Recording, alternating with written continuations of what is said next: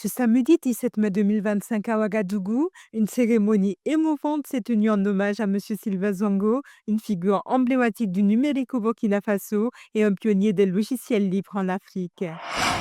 C'est un réel plaisir pour moi de prendre la parole en ce jour spécial qui nous réunit pour rendre hommage à un homme dont la vision et l'engagement marquent profondément le paysage numérique du Burkina et de l'Afrique.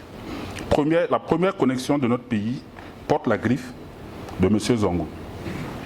Vous conviendrez avec moi que nous devons nous engager à amplifier les œuvres de celui à qui nous rendons hommage, en continuant à promouvoir l'accès libre et équitable à l'information, en soutenant les initiatives open source et en œuvrant pour une société numérique inclusive. Cet événement s'est tenu en marge de la Journée internationale des télécommunications et de la société de l'information. Je pense que l'idée s'est imposée parce que au Burkina, vous avez vu que c'est plus de 4 décennies de travaux que M. Zongo a eu à faire pour édifier justement cette société de l'information, du numérique dans notre pays.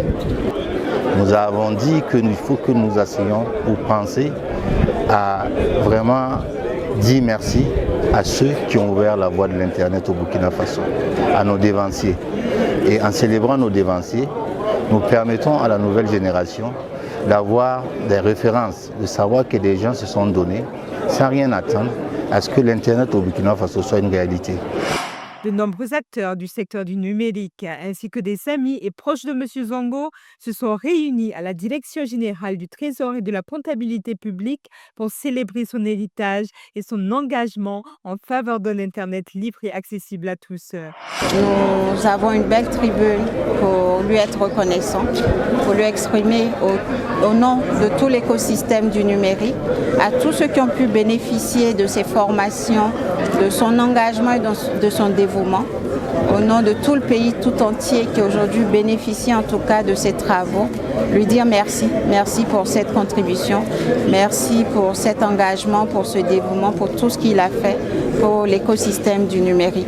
Et je tiens à féliciter tous les acteurs qui sont à l'initiative de ce bel hommage qui nous aura permis en tout cas de pouvoir dire merci à cet homme-là qui a fait énormément et qui continue en tout cas d'inspirer, de nous inspirer, d'inspirer les jeunes à pouvoir utiliser de façon saine le numérique et d'en faire un levier de développement socio-économique pour notre pays. Je suis vraiment très content effectivement parce que vraiment avoir une telle reconnaissance de la part du peuple c'est intéressant.